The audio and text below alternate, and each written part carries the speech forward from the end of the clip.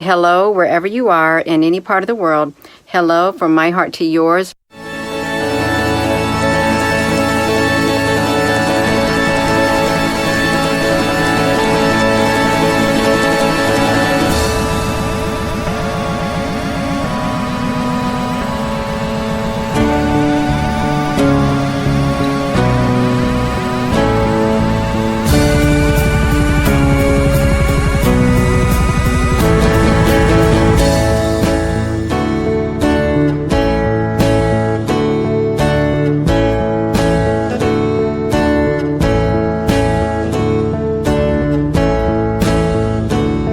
See the same people every other day, but we never say hey, cause we're never looking the way, or my face was in my notebook, we passed each other, didn't look. But these are the people of the towns, of the towns, the towns, of the towns. And large cities are just a bunch of big small towns, overlapping side by side, big small towns.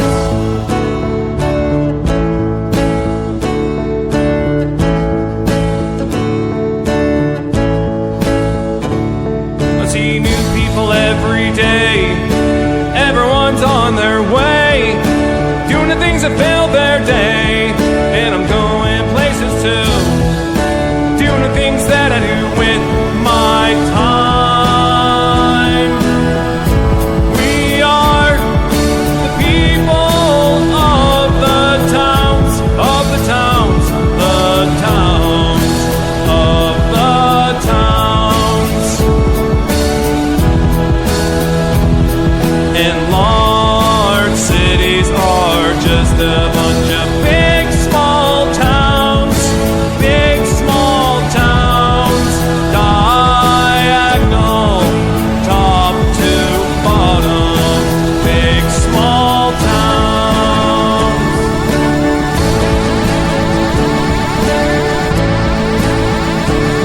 Be nice to the people of the towns, once in a while look around, cause what's going around's coming around. What came around's coming around. What's going around's coming around. Big, big, big, big, big, small towns. Word gets around in the big small towns.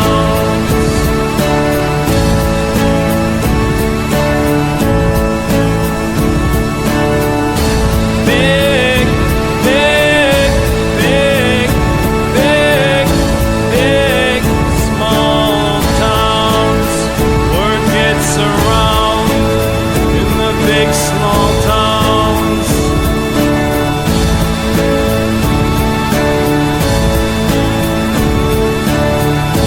Big, big, big, big, big, small towns. Word gets around in the big small towns. Hey everybody, welcome to Downballot. We do this show live every Tuesday, sort of at 7:30 p.m. Pacific, right here on Twitch. That's twitch.tv/Echoplex Media. I'm producer Dave, and we're joined by two co-hosts. Yeah, say hello. Hello. Hello. Hello. Hello? Hello. Oh, you can't Hello. hear me. Yeah, no. This is the councilman joining you with the bad baby. She's decided to make an appearance tonight. Wouldn't leave me alone, which is why I was a little late joining the stream. But great to be here with you all. With the, are you going to sing to us? There we go. Yeah, there we go. That's the new theme song for Downballot. That's how I feel. That's how I feel most of the time on Tuesday. Who's hearing me? Yeah. So Who's hearing me? what's up? Who hear me? Who can hear you? Huh? Everybody. Everybody. The whole world. Everybody. The whole world. Who hear me? The whole world. Producer Dave can hear you, and our listener can hear you, and Mommy. mommy can hear you. Maybe if she's watching. I don't think she's watching though. I think she's got more important things to do. Anyway, Ivy Faye in the chat can hear you. okay, can you go play with mommy right now? Go, mommy's calling you. Go play with mommy. Okay, watch out. Here, strings, Like, cables. It's just gonna be a massive undertaking. Okay. all right. Okay, All right, we're fucking good. so We're good. podcast We're good. listeners, if you didn't believe it, this show is in fact live, and some of the things that happen with the live show is children and pets. But I think you don't have any pets right now, so just children. Yes, for now, just children. But eventually, maybe pets again, and who knows, maybe another child at some point. Anything's possible these days. Maybe you can get pets, then the pets have their own children. I mean, that has happened before. When I used to take in pets, I think the very first cat I adopted ended up pregnant, and I ended up with 7 cats instead of 1 cat. It was exciting. Exciting sounds like one way to describe it. Well, it's great to be here with you, Producer Dave. This is the Councilman. You can find me on the Blue Sky thing at PJ Allen TWO. That's PJ Allen 2. You can also see me raising a ruckus. I was just over at San Jose City Council today making public comment along with my sister-in-law, who happens to be a public official herself, and we actually went back to back in public comment. So if you check the tape, you can see us both advocating somewhat on different sides of an issue, but not really. But it's always fun to be here with our listener, with our viewer, on the 69th best podcast in California, according to some dude. Yeah, it keeps going down because we keep not sending him money when he's like, here's your ranking. Would you like me to do a promotion package for you? And I just reply with no. Yes, for the very economical price of X, you can get. Oh, it was thousands of dollars too. Oh, really? Yeah. Pay for play. Gotta love that. Well, I'm sure that there's some reputable ranking system out there that doesn't require us to pay them that will eventually recognize. Yeah, they're the that listener numbers, and we're like podcast number 172,000. You know. That's actually not bad. It can be considering that how many podcasts are out there these days. Every American has a podcast, so there's like at least 350 million of them. Right, exactly. Like, the Bad Baby's going to have her own. Obviously, she definitely wants to branch out. So Downballot will have a spinoff sooner or later. Downballot was, of course, a spinoff of the Sunday Show, and she'll have the Bad Baby Speaks or something. I don't know what we'll call her show, but anyway, I'm really excited to be here with you. Really short break between this and our last show, but so much has happened since then. There was a Bad Bunny concert, and a football game, I think, of some sort. Yes. Yes. But I tuned in for the Bad Bunny concert, so that was pretty exciting.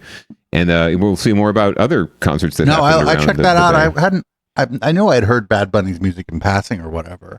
But that shit slaps, actually. Bad Bunny's music fucking rules. It was a pretty slapping show, I'll have to say. I don't even know what slapping means, but I think it means good in some way. Or like the fire, like the kids are saying, or it was on fire, or it was hot. Maybe that's a little older. That's a Paris Hilton kind of a drop it like that's definitely some old school shit right there.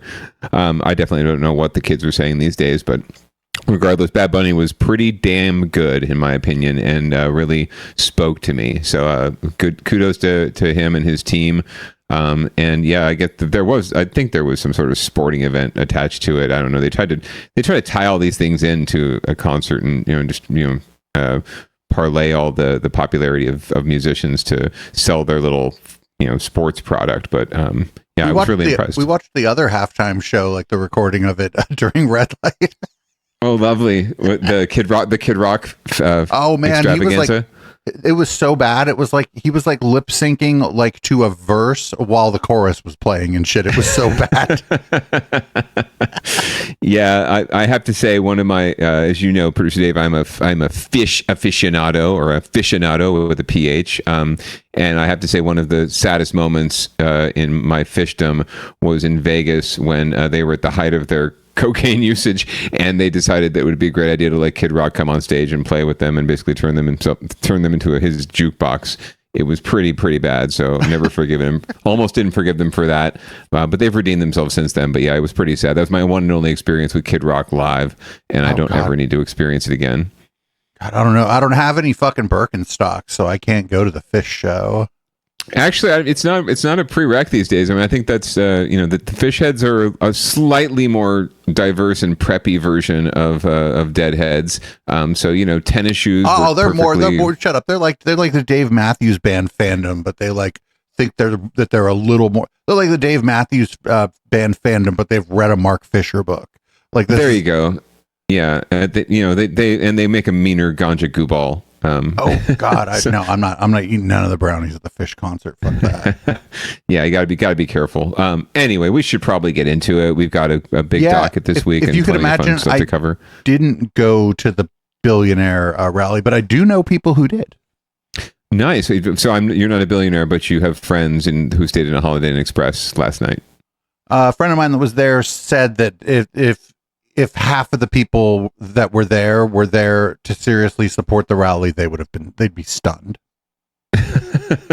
Well, I think that's what KPIX is going to tell us here in the coverage. This is the only coverage I could find of on our local, at least TV news of this Billionaires March. So we're going to hear about it from them. Well, in San Francisco, a rally originally thought to be a joke took place as planned, but not without controversy and counter-protests. Today's March for Billionaires was in opposition to a proposed wealth tax, a one-time 5% data charge for California's wealthiest. That, in theory, would fill the gap where federal funding used to be. California is home to about 200 billionaires, with almost 2/3 of those living right here in the Bay Area. Opponents of the bill, like the protesters today, say this tax will spark a billionaire exodus and take jobs with them. Here's John Ramos. California has more billionaires than any state in the union, and it is said to have... Dude, I could get more people out to fucking civics. Look at that, dude. You and me have more friends than the number of people that showed up there. I think this podcast has more listeners than showed up at this rally. Yeah, My not goodness. concurrent right now on Twitch, but I've definitely in the last fucking couple weeks had more people concurrently watching my Twitch channel than showed up to this, yes. That's slapping. largest economy in the entire world. Still, people are living on sidewalks and eating in soup kitchens. So it's probably not surprising that this place would become ground zero when it comes to class warfare. I may or may not. The issue of income disparity is a serious one, but today's advertised March for Billionaires took a serious turn to... Like, those people are not serious. Yes, I mean, for Trump. Like, I'm also pretty sure that none of these people are billionaires either, or even hundrillionaire, or whatever you call people that have $100 in the bank, like $100air. I seriously doubt any of them are, or centenaire maybe. I doubt that any of them have that much. Hoffman seemed to know it would happen. Oh, here we go. I sort of guessed it would be provocative. I also think that if it were not... no, if it was provocative, there'd be way more people there. What it was, then it would not have gotten the attention that it did. The gathering at a park in the Fillmore district only drew a handful of supporters who seemed sincere in their opposition to California. The Swedish chef was there. Tax on billionaires, which they believe will drive wealth and innovation out of the state. You know, I know a lot of people disagree with the framing of this, but I do really believe that that most billionaires have had a greatly positive influence on the economy. A woman named Annie from Berkeley came up with the original idea. I am a Christian. I swear on my God that I am being completely genuine here. We are being... I love her. She is. Yes. Like, what I'm telling you is, oh man, these are like a lot of young people. These are people like under 30, and the news just has no idea. Like, I have a hard time with it sometimes too. But these people are like these people are they're so irony poisoned that they can just go out there and like deadpan, like homegirl here. Right. I'm legitimate. I want to debate. Serious. We like billionaires. We want them to stay. But the unusual notion of a march to support the... Wait, what is the Swedish chef doing there? He's obviously the very first billionaire. You know, he's got hiding all that wealth from the meatball recipe that he sold. Or maybe they're just pointing out that the billionaires have a personal chef. That also could be the case. Maybe that's the counter protest.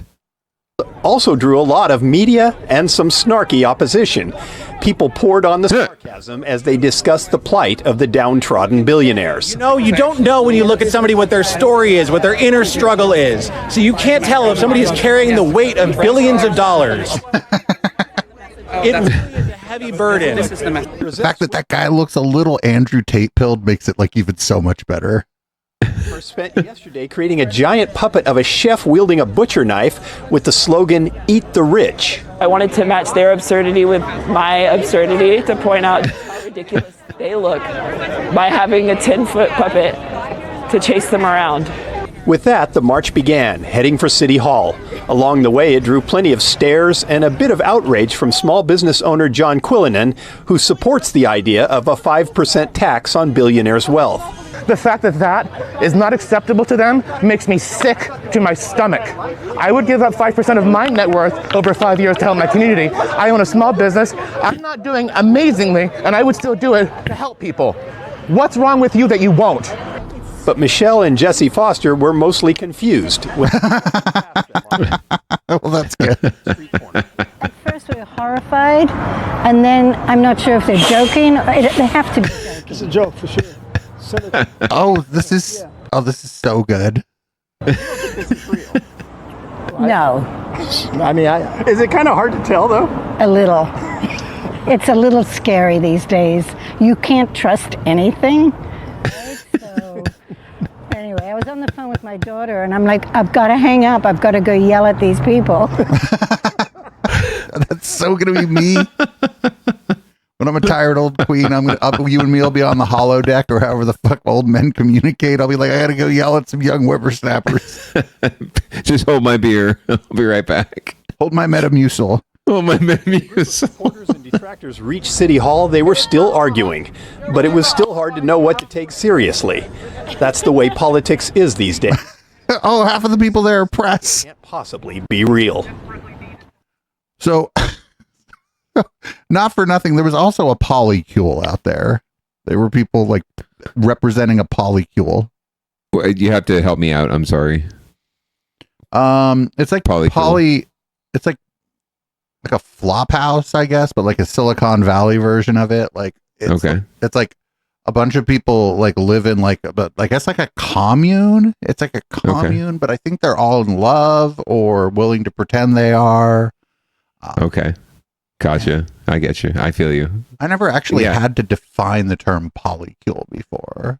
Oh, well, thank you. Hey, there's first time for everything, and I'm glad it happens on Downballot. So, like polyamorous in a way, like, is that what you're talking about? Like, that's think so. Their vibe. Okay. But All I think I'm not sure if those people were supporting a billionaire. Maybe a billionaire pays for their polycule. I don't fucking know. That could be it. That maybe they're billionaire landlords who support their polycule with like rent control or something. Yeah, I don't know if these folks were serious or not. But I do love the deadpan seriousness that they tried to portray. That one lady, she's like, I'm from Berkeley and I'm a Christian. I was like, oh, I love her. Non-secular Berkeley residents for billionaires. Woohoo! Yeah, Christ for the billionaires. So more power to them. If they're joking, it's great. It's great humor. It's great satire. It's great cynicism. If they're not, it's still great fodder for the down ballot docket. And props to Roselle Swimmer, which is probably her real name, for the Swedish chef mock-up for eating the rich. Very well done on all sides. And if you're confusing John and Jane Q. Public on the corner, retired John and Jane Q. Public, then you're probably doing a good thing for humanity, just by giving everyone a bit of levity, a bit of break from the madness that exists out there right now. Like I said, you can't trust anything right now. So why not just go buck wild crazy? But I'm just surprised it didn't draw more attention, right, and more media attention, and more. I think the problem is that it sucked. That was probably it. I mean, they obviously do not know much about, organizing, even though we had something about this, right? Or we kind of hyped this a little bit last week. So maybe it was our listeners that are out there, who heard about it on another thing at the end of our show on Friday. Maybe they were the ones who were mostly frequenting this rally. They wouldn't have heard about it if it wasn't here on Downballot. So you heard it here first, and you'll hear it here again. Word on the street is that they're trying to throw like some kind of event at like a nightclub or something. So I wonder if I can grift them. The Billionaire supporters? Yeah, I wonder if I can grift them. Oh, okay. Which nightclub? Do you know? I don't fucking care. Will they pay me $1,000 to play at it? I don't know. Maybe one of those ones on Broadway with some of the scantily clad dancers. That'd be kind of fun. I think it would be South of Market somewhere. Oh yeah, probably, or maybe in some sort of old warehouse where they couldn't get permits, and it's just sort of These people are show. not. These people, I'd probably not throw in a warehouse party. Anyway, we should move on because we have actually kind of a longer docket than usual.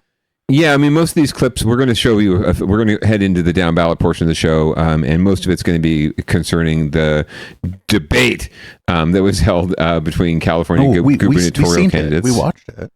Yeah, no, I've heard. So I wanted to get in some down ballot coverage of this, the first gubernatorial debate. So a lot of these clips are pretty much one-offs, like 1 minute, and it's sort of like the candidate's stance on different this, that, and the other thing.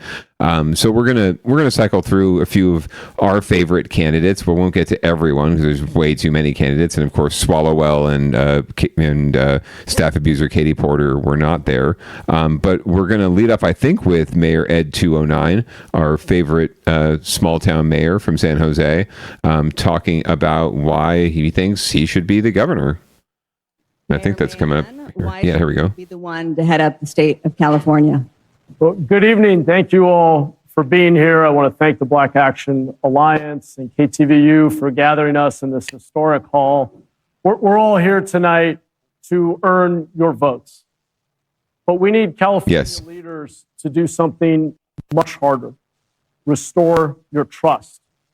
Whether you agree with me or not, I want you to know that my vision for getting California back to basics isn't driven by a need to win one election.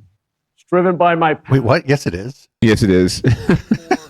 Creating the change that we need to make all of our lives better. In this campaign, I'm going to show you the respect of telling you the truth, as I see it, for how we can actually lower costs, end unsheltered homelessness, make all of our communities safer, and expand economic opportunity for everyone. That's why I'm in this campaign, because you deserve real answers, not the easy one.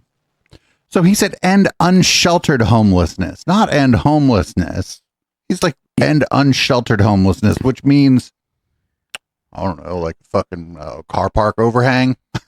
Yeah, no, I mean, pretty much what he's been trying to do in San Jose, right? Just shovel all the money into shelters and tiny homes and interim solutions, and just get people out of the way, right? Get people off the street, behind a wall of some sort.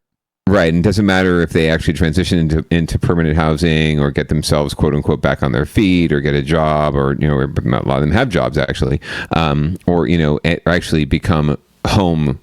I don't know what the opposite of homeless is, right? But home full, right? And it's just, getting them a coverage. It could be a tent, right? It could be a little lean-to, as they used to call them back in the day. But it's not a serious approach to ending homelessness, or to at least addressing homelessness. And we're in a capitalist society, right? And no matter how you feel about it, there will always be rich people, there will always be poor people in a capitalist society, and there will always be people who can't afford to live, especially in this area, in a home. So you're never going to end homelessness. You're probably never going to end unsheltered homelessness either. But unless you're addressing the systemic causes, which is, income inequality and, the rising cost of living, the lack of housing, the lack of, public housing options, then you're not going to seriously, solve anything. You're just going to do what he and all his supporters want, which is just clean things up, make it a nice, clean, safe, quote unquote, safe neighborhood where you don't have to look at icky homeless people on your corner or on your street or in your alleyway. And you don't have to recognize that this inequality exists. You don't have to recognize that we live in a capitalist society and that we're not really looking out for our most vulnerable neighbors. We just put people, we give people a sleeping bag and a tent and we call it a day. And that's Matt Mahan's back to basics approach in a nutshell. Hooray. And we called that he was going to run for, I think I was the first one saying this guy's running for governor. Yeah, I think this down ballot. You've heard it. You absolutely heard it here first. We've been talking this up for this guy's probably running for moons. president in 2028. That seems to be the plan, right? I think we had a clip last week with when we covered his announcement that Joe on the street, right, was saying that exact same thing. Like he ran for city council. A couple years later, he decided he'd run for mayor. And now the gubernatorial spot is, up for grabs. And then in a couple of years, if he wins that, or if he doesn't, who knows? Maybe he'll just run for president. Because this is his chance. This is his opportunity. And to hear him talk about, it's not about this election. It's not about winning an election. Bullshit. Where's my bullshit radar? That's just, that holds about as much water as, a thimble. It's this fake humility, right? Where it's like, I just have to run because I'm the only one with the common sense solutions for these problems. Right. Like, he'll back it up by saying, remember he hosted all of the candidates and they came through San Jose to learn about how we're addressing homelessness and all these other issues. And he listened to them and he asked them tough questions and he just didn't hear what he wanted, what he thought the people needed to hear. He didn't hear the truth. He didn't hear what was, real solutions. So he's running simply because no one else is equipped to deal with it and to solve the problems. But he and his failed startups and his companies that did absolutely nothing and his couple years of experience in local city government not really doing anything, he's got all the what it takes to solve. He's got the resume it's going to take to solve all these systemic issues we've been getting ourselves in for the past few decades, right? So hey, good on you, bro. And the sad thing is that voters will lap this shit up. He's going to win. There's a big chunk of voters that will lap this shit up and may just elect him. So he's I going to laugh, but yeah, should we call it now? Should we just call it now? I think he's going to win. Yeah. All right, we're gonna look like we'll call it now. Matt Mahan will be the next governor of California, and if we're right, we look like geniuses. Then he'll be the next Democrat. Then he'll be the president in 2029 as well. There we go. And we'll be the next. By making this bold prediction, we'll move up to 9th best podcast in California. We'll pass the California report. And if we're wrong, who gives a shit? Because we're all fucked anyway. We'll just lie and say we never said that. It seems to work. It seems to work for a lot of people. Yeah, for sure. Yeah, right. Exactly. We'll just keep on lying, keep on cheating, keep on stealing. That's the way of the world now, and no one really needs to go back and check the tape, right? Because what we said back then doesn't matter. So we're going to move on here. This is Tom Steyer, and he's going to tell you that he can't be bought, which is weird because I don't know. Anyways, I don't know. I guess I liked him the most. Whatever. Second most, actually. Mr. Steyer, why should voters hand the keys to you? Well, I want to start by thanking the Black Action Alliance for getting us here on the 100th anniversary of Black History Month. With that kind of tie, you better be repping the Black community. Californians can't afford to live here anymore. And I'm going to go after those costs aggressively, and I have a history of getting results. I come from a family that believes in service. My mom was a teacher. My dad was a Navy vet. I started a business. It went really well, and I walked away from it 14 years ago to give back. I took the giving pledge to guarantee that I'd give the bulk of my money away before I died. And during those 14 years, I took on the special interests in California on behalf of working families. I delivered billions of dollars to this state without charging Californians a penny. I'll continue to do that as your governor. In a world where politicians routinely serve special interests, I can't be bought. I think anybody can be bought. I would agree. But if anything, he can't be bought because he's still got, he might be giving away his money by the end of his life, but he's still a billionaire. And as we've pointed out before, Tom Steyer talks a lot about building 1 million homes and really solving the housing crisis. And he doesn't need to do that as governor. I think he just pointed out he could just cut a check and make it happen. Or maybe not right? even, he doesn't have to pay for it himself, right? But he could start some kind of he could put a bunch of money into some kind of organization and that goes about the business of raising more money to build fucking low income house. Like he's not the only person with a few extra bucks to spare in this country, that if there was a good reputable charity where most of your money was going to build housing in places where they needed it, there's what, 40 million people in this state? I think you probably get 5 million of them to give you some money. I would agree. He's probably got enough friends who support him and like him to do that. So yeah, I don't understand necessarily why Tom Steyer is running for anything when he has the power. It can't be bought. Like obviously. I mean, okay, yes, I do understand. I guess my incredulity is belied by my incredulity. He absolutely has the wealth and the wherewithal to just solve a lot of these issues simply by existing and maybe not all by himself, but he could certainly get the ball rolling. Sure, and he's done a lot. He's tried on climate change. He started an organization that still continues to do work, and probably more work than Mayor Ed 209's companies ever did or ever will in terms of civic engagement around that issue. So he absolutely has the power to do it and to rally forces to do it. But yeah, there's an ego factor here, and there's an ego factor behind Mayor Ed 209's run for this office too. It is about sort of this attitude of y'all just don't know what you're doing, and I do, so therefore, I need to run for this thing. And the people, damn the torpedoes, damn all the mores and the norms. I've got the answers, and y'all are just, gonna. The thing that really stands out from Mahan's commentary in that first clip was, I will tell people the truth as I see it, right? Like he believes that he sees the truth that no one else sees, or he sees through all the BS and therefore can cut through it all, when in fact he's part of the BS, right? But again, voters will lap this shit up. All right, speaking of Matt Mahan, we have more on him. They were going to ask about immigration, and we noticed when we were watching this that he managed not to answer the question at all. And here's what we're talking about. A true politician. Well, the way that the Trump administration is enforcing immigration law is dividing us, creating fear. And now we're seeing cases where residents' rights, civil liberties are being threatened.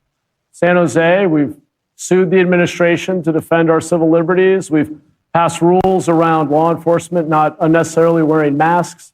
We've ensured that the federal government can't commandeer public space for these activities. But the reality on immigration is both parties have failed us. The truth is, it makes sense to have a secure border and know who and what comes into the country, to have orderly immigration, but we should not be demonizing people who are here to do the most American thing, which is work hard and create a better future for their kids. But we need to create a legal path for people who want to be here and are as American in their desires and actions as any of us, and we should come together, get the partisan politics out of the way, and create a compromise path forward that respects our values as Americans. This is great until you think about what's going on here, right? It's like meet me in the middle as the very honest negotiator takes a step back, right? Right. Absolutely. Meet me in the middle. He's trying his best to appear like he's ready for that. He's the compromise broker. He's the peace broker. But he's saying nothing that hasn't been said a million times before. Well, it's just saying nothing. It's a big nothing burger, right? Because at the end of the day, if this kind of like compromise collaborative policy could get passed, one, it would be happening in Washington, not in California, right? There's nothing he's going to be able to accomplish at the state level as governor that he can't accomplish as San Jose mayor in this regard. Because he's running for president too. Right, exactly. So, but if this kind of thing could actually be accomplished, if there was the kind of openness to it or appetite for it, it would be happening, because all we hear of is this. We need to find a common sense solution. We need to find middle ground. We need to respect our borders, but give people a legal path.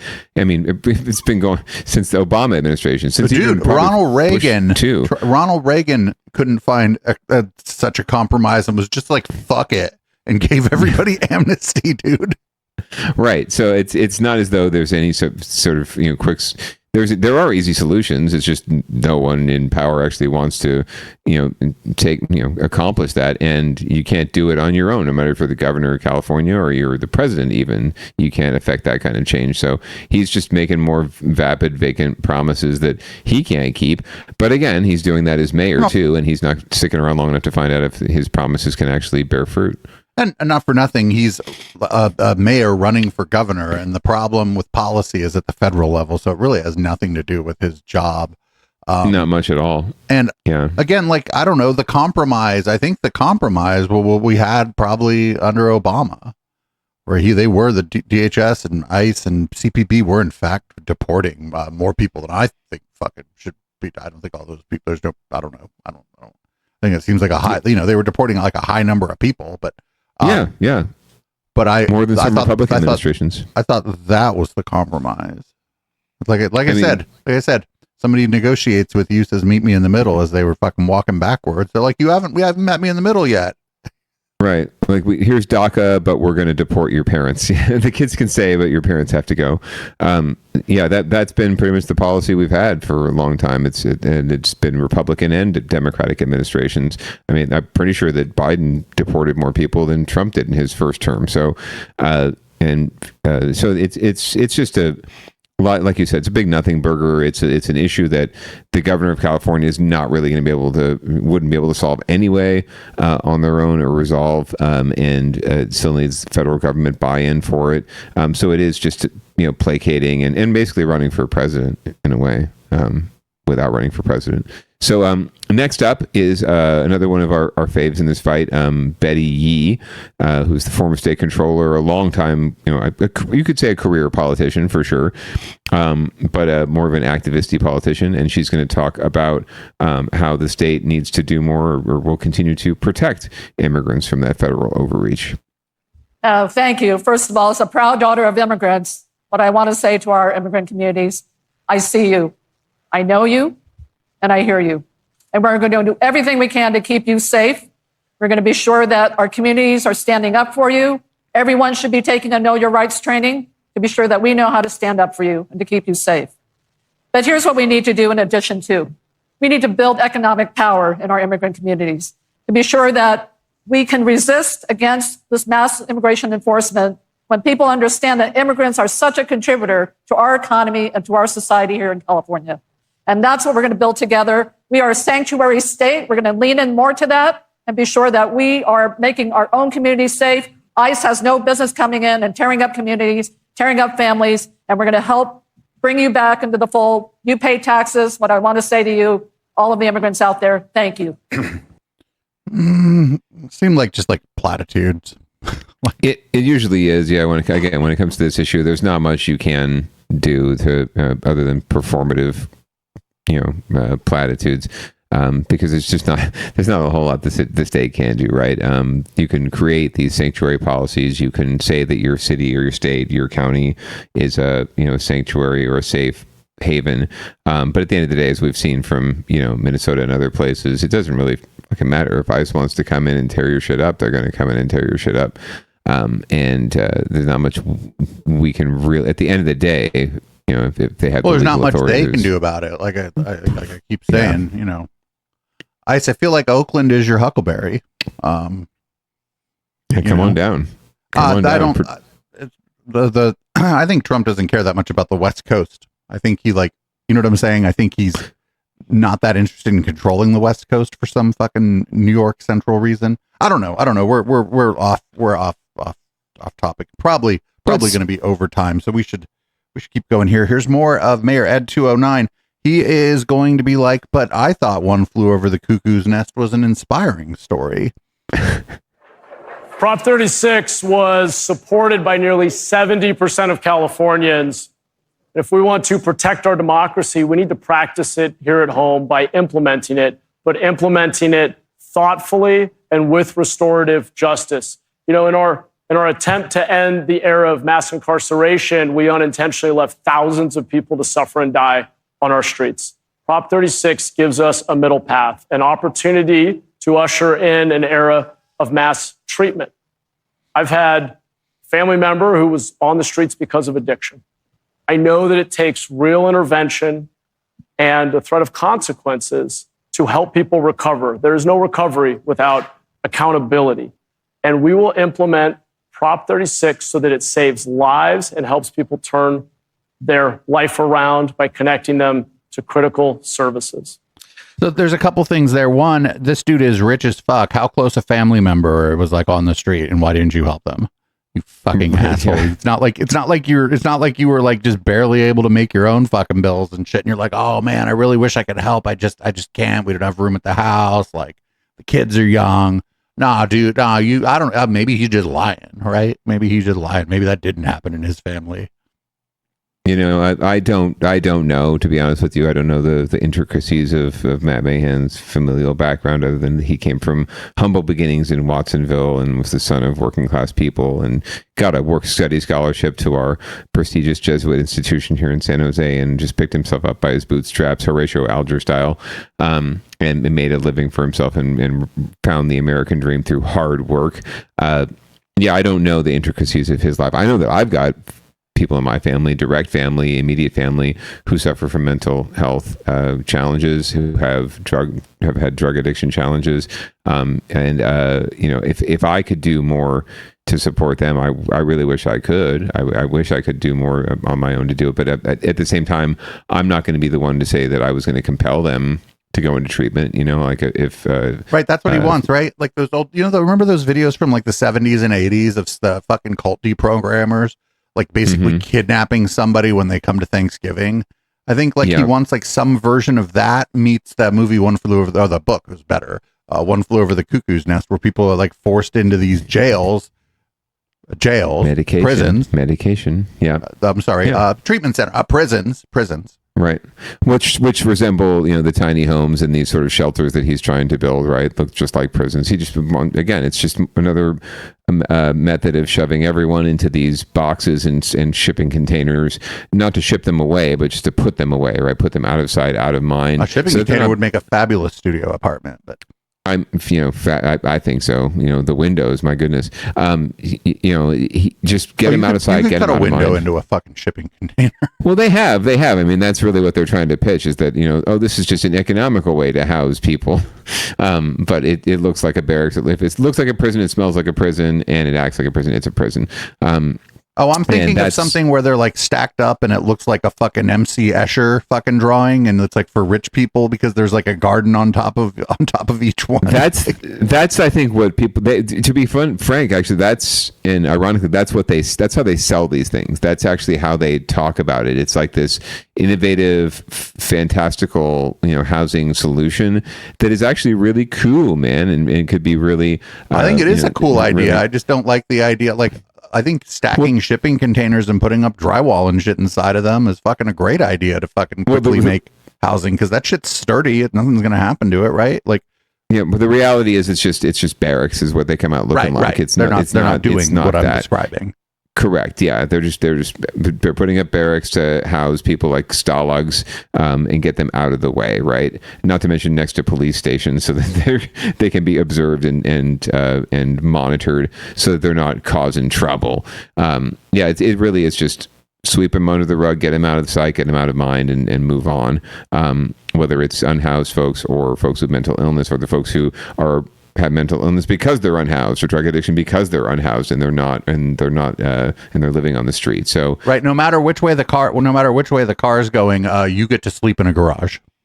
Right, exactly. So anyway, that's his approach to solving our crime and our crisis of public safety. And now we're going to hear from Steve Hilton, our resident Brit running for governor, is going to tell us how he would handle crime in California. Oops. All good. This is a live show, by the way. Prop 36. In fact, one of the authors of Prop 36, Jeff Reisig, the DA of Yolo County, is a strong supporter of my campaign, and we've spoken in detail about what's going wrong and what needs to be fixed on that. And I agree with Antonio, by the way, on everything he said about prevention programs. It's incredibly important. I've worked on those kinds of programs for many, many years, written about them in my books. He's absolutely right about that.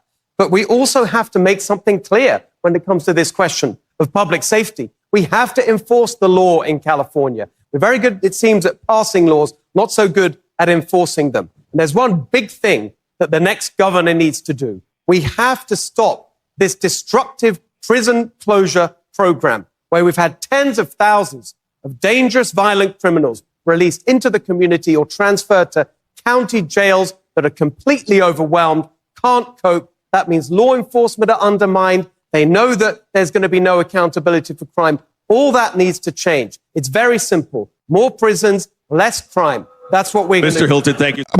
I mean, that's kind of what Matt Mahan's saying too, just not the same. Not directly. Yeah, not in just so many words, right? He's not going to say that more prisons, less crime. But that's exactly what he's saying is we need to put more people away and arrest more people, and that'll solve the problem, right? We need to arrest more homeless people, and then they'll accept the housing options the shitty housing options we provide for them. We will arrest the mentally ill and the drug addicted, and they will have to take the treatment that we're providing them, even though, frankly, there just isn't enough, and there aren't adequate treatment options at the county or state level, right? And we're not the money's just not there, and the investment hasn't been there for many years, and we've been divesting from these programs for so many years. But we're going to just suddenly arrest people and throw them into these programs. But at least, Steve, I'll give like you said, I'll at least give Steve Hilton props for being honest, right? If we want to talk about the truth, telling people the truth, Matt Mahan. That's the truth. That's exactly what you're saying. He's just saying it in a more direct way. We could debate all day whether or not more prisons are the solution, I suppose. But if you're going to, try to beat around the bush and talk about how we need to be compassionate and help people, when really all you're talking about is arresting people and throwing them away and locking them away and throwing away the key. Unless we're honest about that, we can't have a dialogue about it. You're just, it's just a bunch of BS fests.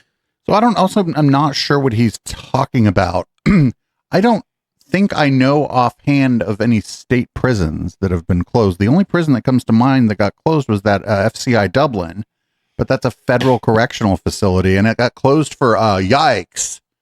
Yeah, good reason. No, we haven't closed any state prisons. The state prison system was completely overcrowded with non-violent offenders, with people like relatives of mine who had drug problems and other reasons that they got themselves into trouble into state prison in the first place. 3 strikes laws and other over-criminalization policies. So it was actually trying to alleviate the overcrowding in prisons of non-violent offenders, trying to get them more into to recidivism programs and re-entry programs and rehabilitating them, as opposed to just sticking them in prison and expecting that to solve the problem, which it doesn't. It just creates more crime and more criminality and more disparity and more despair. So it's not as though Steve Hilton and others and Matt Mahan like to make it out as though we just open, and Trump, by the way, the same talking points. We just opened the floodgates and released all these violent criminal rapists on our community, right? With these laws these liberal bleeding heart laws that are designed to really help people and help us become a more peaceful society. Instead, that it was just a way to unleash more violence and crime on our communities, when that's anything but the case, right? There's no proof, there's no data that shows that these policies have increased crime. In fact, as we pointed out on this show many times, crime on the whole is going down in most urban and non-urban areas in California and the nation in general. Crime is actually down over the course of time. So they can talk all they want and use all the hyperbole they want, but at the end of the day, these policies are not the policies of rehabilitation are not, and criminal justice reform are not causing more problems. In fact, they would be solving problems if only we had the wherewithal and the political will to invest in them, right? To give these folks a leg up when we talk about universal income and reentry programs, right? That are unfunded because, God forbid, we help people who have had criminal backgrounds and want to make something better out of their lives, which is most people who have been to prison. Like, state prison is no fun. Federal prison is no fun. I don't know too many people who were like, man, I want to go back there. Right. They only want to go back because it makes sense. It's only like on TV, right? Where it's like, oh, this guy's so institutionalized. He likes it in there. It's like, oh, get the fuck out of here. You're also made up a dude who eats people's brains. Fuck off. Right.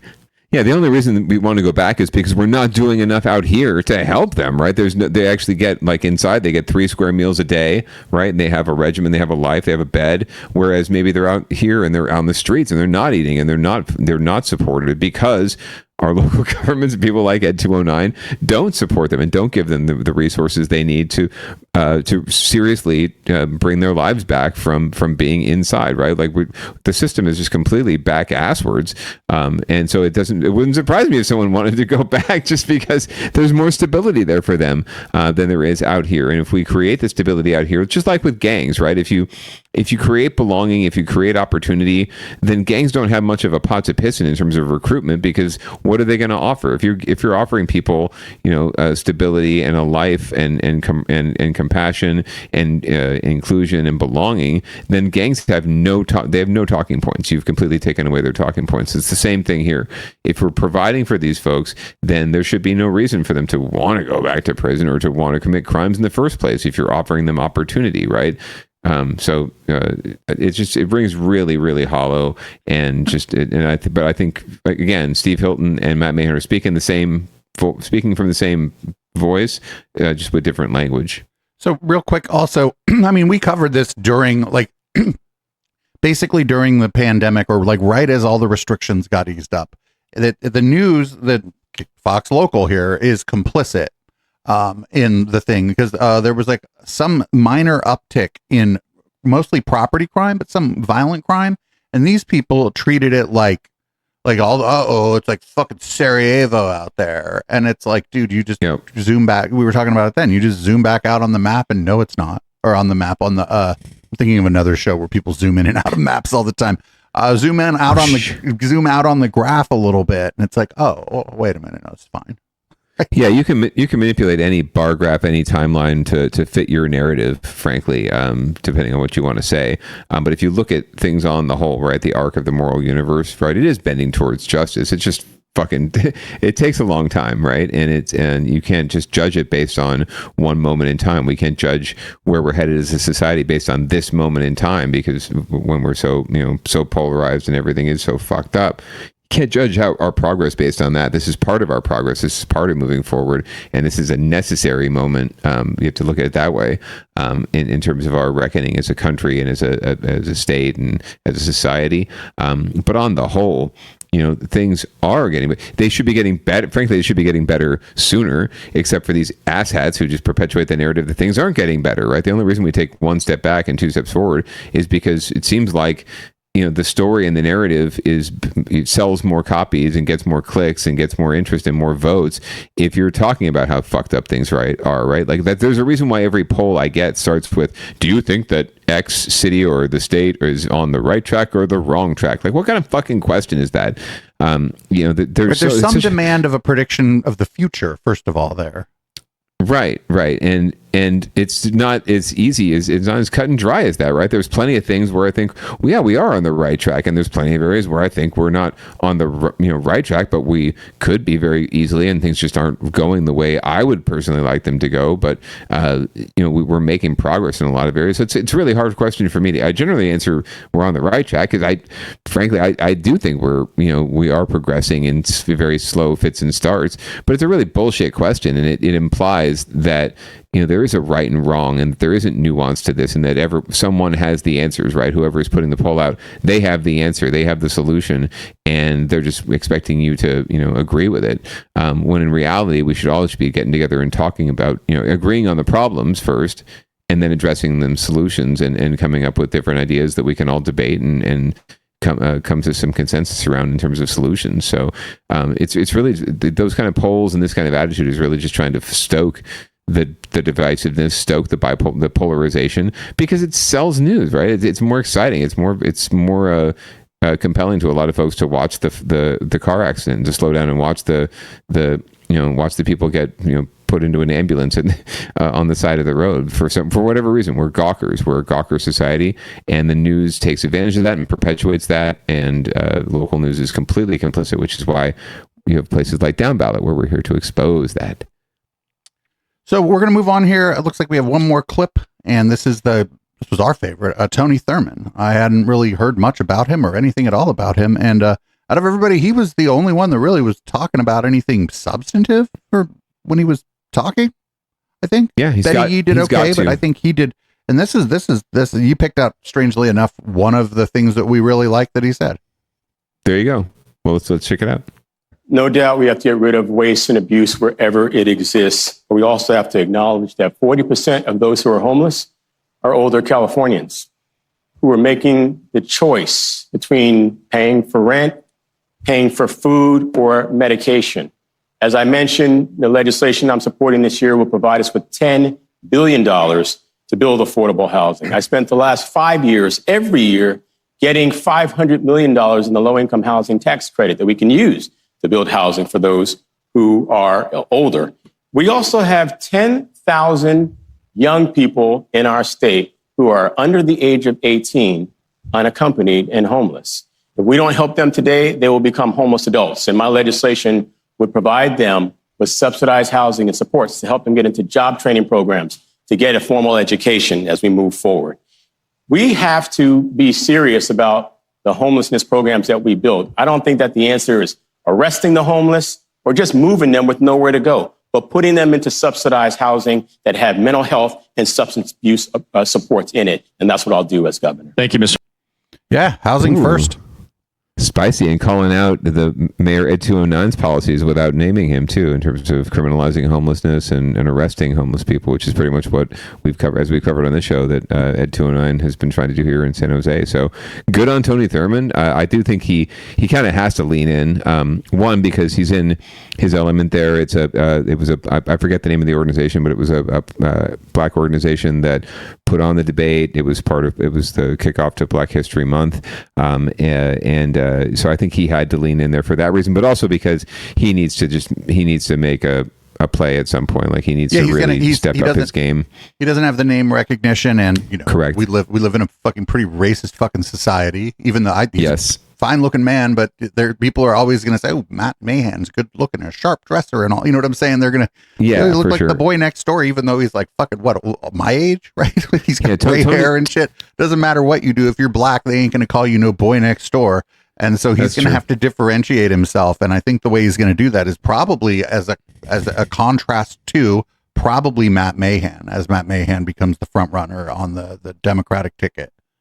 Yeah, and he is really the contrast. He's going to be one of the most progressive, the most unapologetically progressive candidates in this race, because that's who Tony is. Like he's right now he's the state superintendent of public education. He has been elected statewide, so he does have some name ID.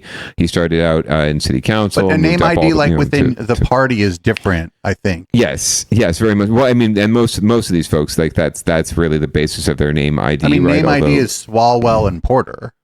Yes, very much so. And Mahan has tried to build it by, taking those op-eds in other cities and getting on the news in LA and San Diego, talking about his policies and those kind of things. So yeah, Tony's going to have to do a lot of building outside of internal, inside baseball circles, right? To build that credibility. And we live in a fucking racist society, no matter if it's California or anywhere else. There's a reason. It's just the way the news is going to cover them, right? If it ends up being like those two, like as the Democratic front runners, which I would take that over other alternatives. The news it's going to be interesting to watch the news, just the way they portray Matt Mahan. I don't think the people that are doing it are necessarily racists. That's very different. I don't think that they would be doing it out of bigotry or like personal bias. It's just how our society is built. Matt Mahan is the boy next door, and no matter fucking how great Tony Thurmond is, he never gets to be that. Yeah, there's something called inherent bias, right? Like there's just a systemic bias, right? It's not, and no one news outlet, no one reporter is responsible for it. It is simply a systemic issue in America, in the world, frankly. But it's so clear in America that is the case, and it's not just bigotry about racism. It's sexism, it's ageism, it's ableism, it's genderism, it's whatever you want to call it, right? There's so many biases that we all carry, including myself, including you, and I recognize the biases that I carry, and I try my very best to overcome those. But even I am susceptible to them myself, right? You know what helps that there if you have biases of that sort? I know this is crazy. Ask black people about it. Actually, people will talk to you if you ask the questions. Yeah. What do you need? Like, what can I do? How can I help? Or what do you need? What's going on? What's happening? There was a great, we need to move on, but there was actually a really fantastic SNL sketch recently where, they were doing a pundit talk show, right? And the white pundit was talking about the Minnesota ICE actions, right? And this is just unprecedented violence perpetrated by the federal government against its own citizens. And the black hosts of the show were kind of like, "Oh, really? Tell me more," right? It's like, if anyone thinks that this is unprecedented, it's like that's hilarious. Just because some white people got killed finally, right? Well, the thing that's going on is a lot of other stuff you see going on there, and I've been kind of workshopping this in my head. Also, like the fact that white women are out there resisting kind of out front. Like a lot of the white people, like a lot of like racist sort of Handmaid's Tale sort of white people, they think those white women are sort of like their property, and why are they out there being all uppity and shit, right? They think the white women belong to them, essentially. Right. This housewife, why was she out there protesting? She should have been home making. Yeah, she should have been home making dinner for those kids instead of getting in the way of them ICE officers just trying to do their job, right?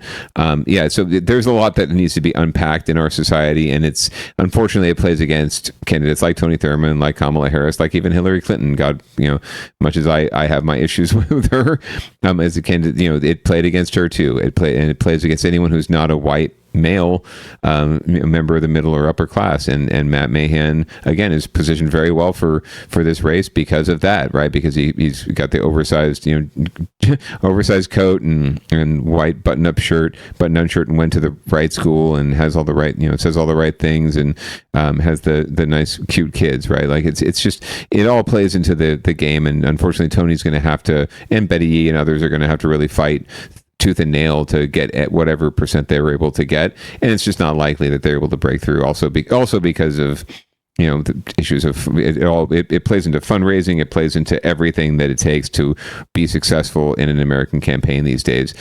So good on him for leaning in. I think he did a good job throughout the whole thing. I don't know some of the stuff he was saying, but it was sort of bureaucrat speak where he was like, "Oh, we have to get rid of waste, fraud, and abuse." But sure, like that's what audits are for. The government audits itself all the time.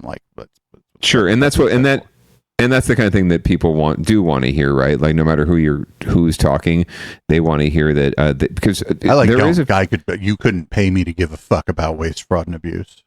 Well, I mean, you and I in that same boat. There's this substantial chunk of folks out there on whatever, it's a bipartisan chunk of the vote that Matt Mahan is preying on as well, that just think government, they look out their door and they see that, their interpretation is that things are fucked, right? And they're not seeing. They put a fucking roundabout in my neighborhood instead of fucking arresting all the black people.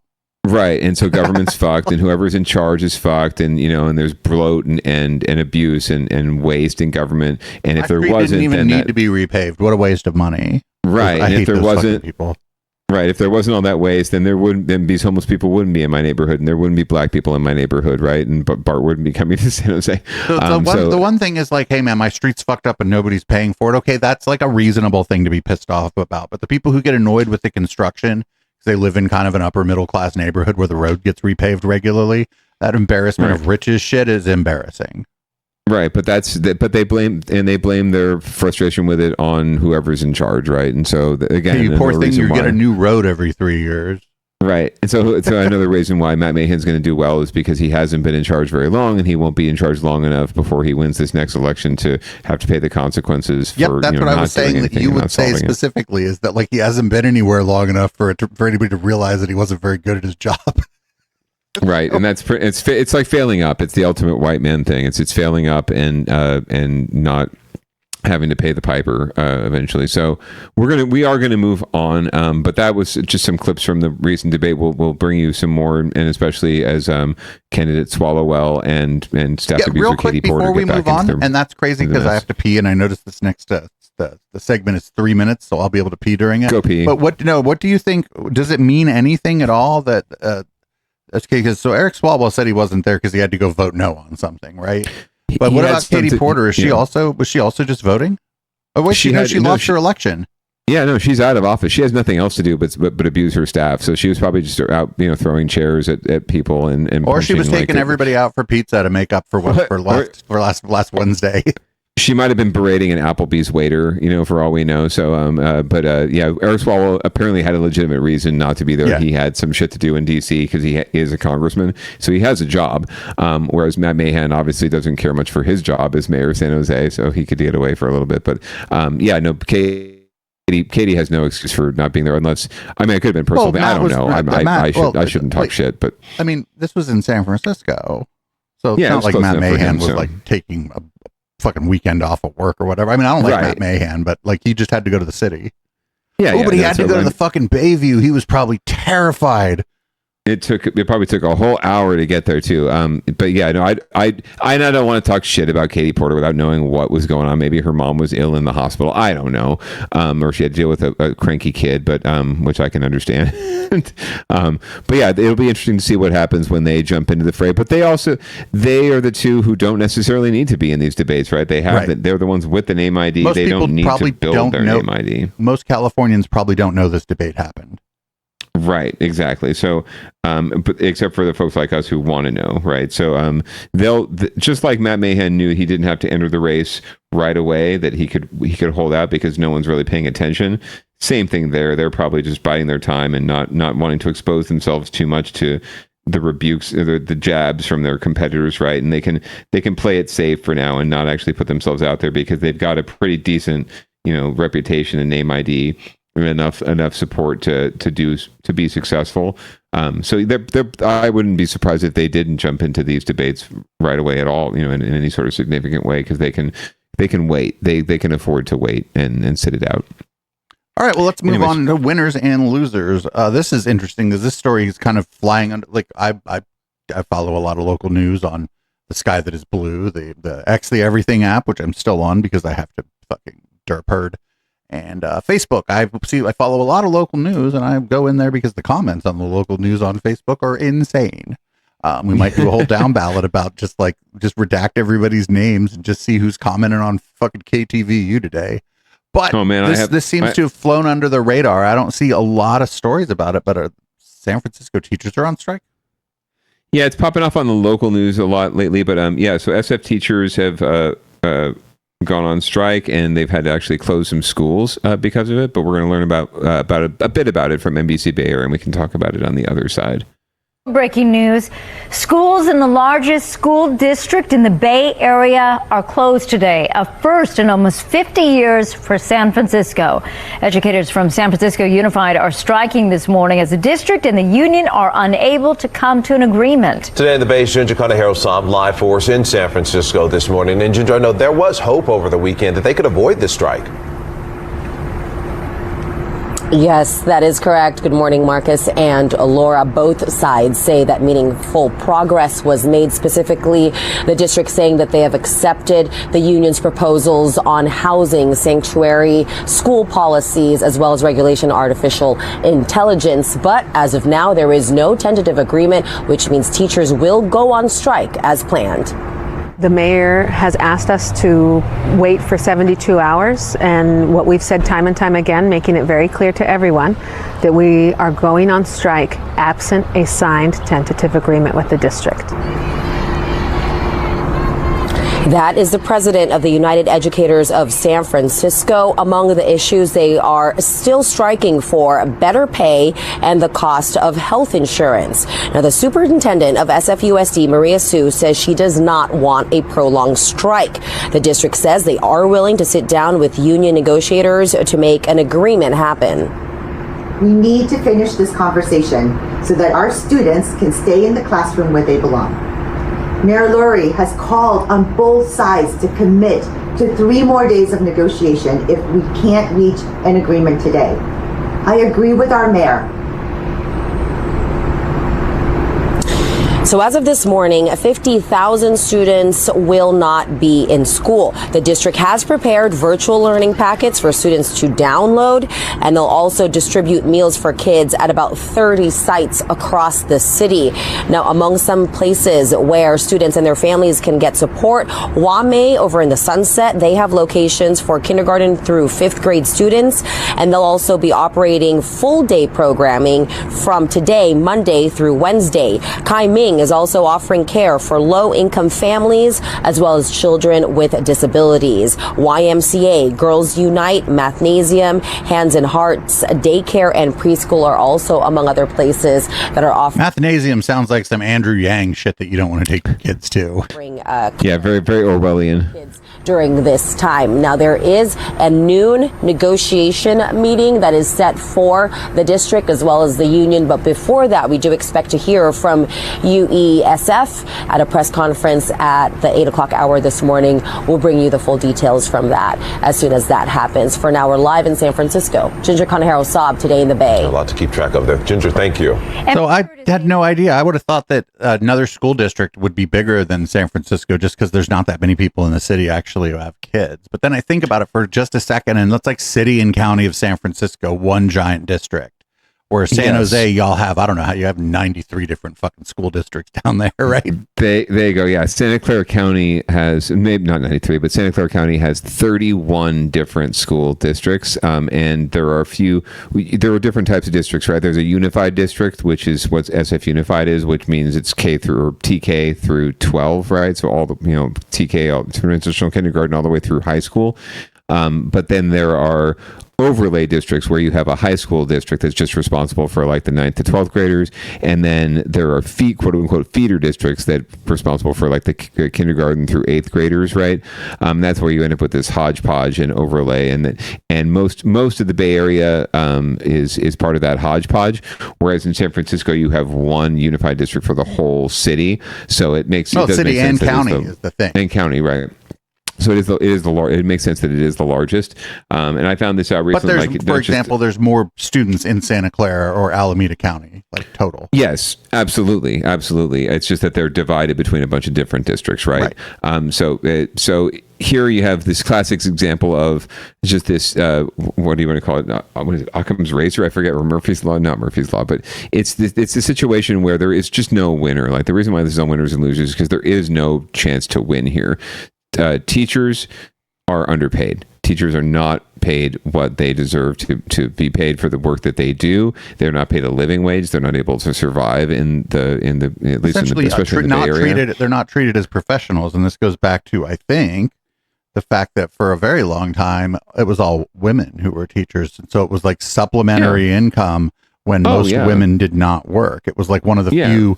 Before, and, things are getting better. They're not perfect now, but obviously for a very long time, one of the only jobs that was really kind of acceptable for a woman to do was to be a teacher. Now, that's, mind you, if the country's at war, well, that now, I don't know, now you got to go build a bomb, lady. I don't know what to tell you. Right.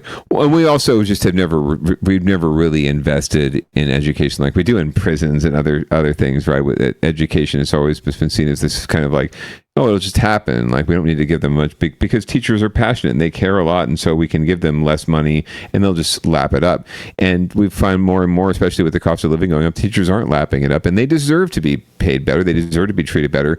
The problem is, and the sad truth is, that the money isn't there, right? I've worked in public school districts, and, as much as they would like to, I think some administrators would like to pay their teachers more and respect their teachers and want to give them more.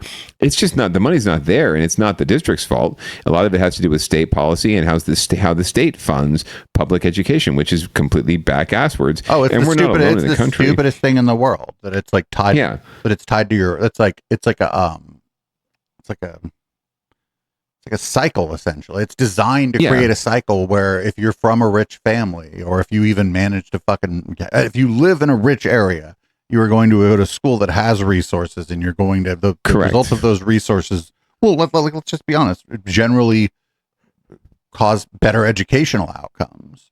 Well, sure. I mean, if you invest in anything, it's going to be better. Like money doesn't solve everything, but investing, but not having money money solves not enough money. Correct. Yeah, exactly. It creates more opportunity, creates more innovation, it creates more opportunity for change, and just better programs, right? If you have more money, you have more teachers, and you have more accountability. You have students getting better support, right, and learn, and hopefully learning better, right? So the individual districts don't have the resources they need to pay the teachers what they deserve. So, and they end up in these impasses that are really created by the funding mechanism in the system, right? And who gets fucked in the end? The kids, right? The kids who are having to and parents who are having to shuttle their kids now who don't have the money to put their kids into private school, or they probably would already, who don't have the money to pay for, private after school or during school or daycare. And they're having to plug their kids into these programs that are now going to be overwhelmed while the schools are closed, right? That are offering these services as nonprofits and community-based organizations. They're not adequately funded, right, by philanthropy and other organizations. So it's creating this just perpetual spiral of fucking the most needy, the most disadvantaged, the most disenfranchised students and young people, and just creating a greater, wealth disparity and knowledge disparity and haves and have-not situation. And it's going to go on. And it's unfortunate for the teachers. It's unfortunate for the districts. It's definitely unfortunate for the students. And the real culprit is the system, right? So, but unfortunately, it's hard to see that forest for the trees when a teacher can't afford to make the rent, right? Or when a teacher can't afford to pay for their health care, or when a teacher has to pay out of pocket to buy fucking paper and glue sticks and shit, right? It's not a good situation for anybody, and I actually sympathize with all sides. My mom was a teacher, a public school teacher, and a union rep, so I obviously side very naturally with teachers and with labor. But at the same time, I also understand that districts, while administration tends to have their heads up their ass in a lot of ways, it's not like they wouldn't do it if they could, right? Like they don't want to strike any more than anyone else does. They don't want to close schools, like we're going to find out in this next piece, any more than anyone else does. They just hesitate to make the call and to have the public debate because they just don't want to have to deal with it. They don't want to have to deal with the backlash. So that's where administration goes wrong, is they don't address the problems more systemically. They don't address the real culprits. They just wait until everything's falling apart to sound the alarm, and then just try to get things expedited as quickly as possible and not face the wrath of the public. And we're going to find out more about what happens when schools have to close because of the funding mechanism here from NBC Bay Area. Parents at San Jose Unified are in shock over what may be next for their children's education. Their school is on a list of potentially closures in large part to declining enrollment. Tonight, those parents are making it clear that they are not happy with the choice of closures. NBC Bay Area's Damien Trujillo joins us live from the district headquarters, and parents are really angry, and they're getting together, they're sending emails, they're really pushing at tonight's meeting. Yeah, you got some of those emails, Jessica. And the parents right now are filing into the district headquarters here because they want their voices heard. They are upset. These are parents from several schools. I've seen teachers here as well. The meeting begins at 6 tonight inside the boardroom. No final closure vote will take place tonight, but there is a lot of concern. They arrived at 5:30 this morning, hoping to send a message to the San Jose Unified School Board. Not my school. And our parents are shocked. We found out about this not even almost 1 week ago. Heather Kangarlu has a first and fourth grader at Williams Elementary. She says closing the school would mean children having to cross busy Almaden Expressway to get to their new school. That would mean that they would have to cross not a street, an expressway, and that's 50 miles per hour. The statewide issue of declining enrollment has now reached San Jose Unified. Its website says San Jose Unified has 24,000 students at 41 schools, but 9 schools are facing potential closure. The district's Schools of Tomorrow Implementation Committee was tasked with developing a list to consolidate schools and redraw district lines.